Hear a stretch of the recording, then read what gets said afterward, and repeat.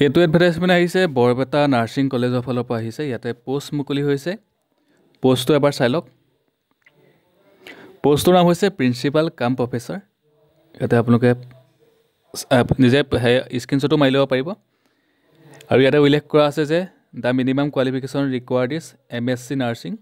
MSc nursing কৰা হ'লে আবেদন কৰিব পাৰিব with minimum 12 year experience out of which 10 years post MSc in collegiate programme.